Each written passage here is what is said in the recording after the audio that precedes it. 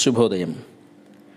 Matter in our surroundings, మన చుట్టూ ఉన్న పదార్థం అను ఈ పాఠ్యాంశం నుంచి matter is made up of particles, పదార్థం కణాలతో రూపొందించబడినది అనే యాక్టివిటీని పరిశీలిద్దాం. Take 1 teaspoonful of salt. Okay. Take a jar, measuring jar. Measuring jar లో వేయి.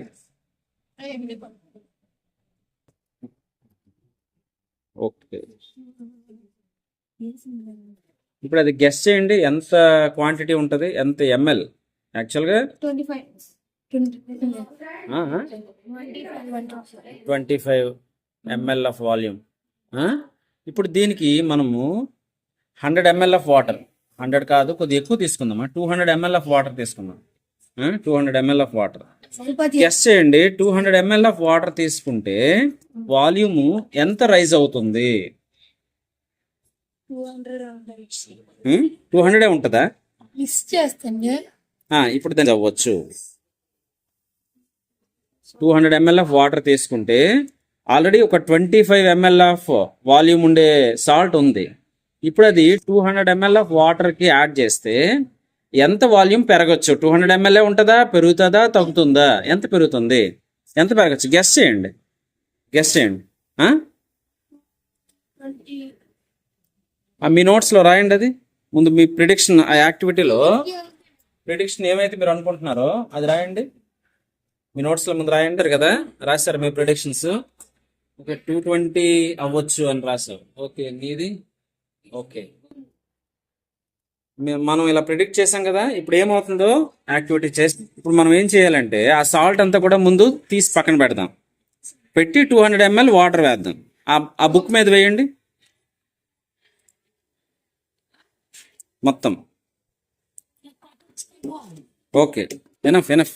ఇప్పుడు ఏం చేద్దాం, ఎంత ఎంఎల్ ఆఫ్ వాటర్ వేయాలనుకో? 200 ml వేయండి. చూసుకోవాలి, 200 ml వచ్చేసరికి ఆగాలి. ఎక్కడ 200? స్లో చూడండి, సరిపోద్దా? ఎగ్జాక్ట్ 200 వచ్చిందా? ఓకే, 190 మధ్యలో 210 వేయాలంటే వేసేయి. ఓకే, ఇప్పుడు మనం ఏం చేద్దాం, ఆ సాల్ట్ అంతా కూడా అందులో వేద్దాం. వేస్తే ఏమవుద్ది, యాక్చువల్గా వాటర్లో సాల్ట్ డిజాల్వ్ అవుద్ది, కరిగిపోద్ది. కరిగిపోయాక వాల్యూమ్ ఎంత రైజ్ అవుతుందని అనుకున్నారు మీరైతే? ఒక్కొక్కరు ఒకవేళ 220, 225 అలా అనుకున్నారు కదా. ఏమవుతుందో చూద్దాం. వేయండి ఇప్పుడు సాల్ట్, జాగ్రత్తగా వేయి. పెన్ అయితే తీసుకోమ్మా, అలా ఉంచి స్పూన్తో వేసి.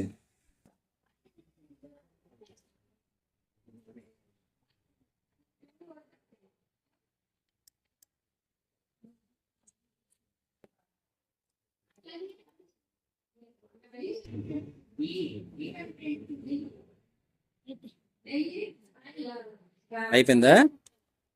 ఓకే, మొత్తం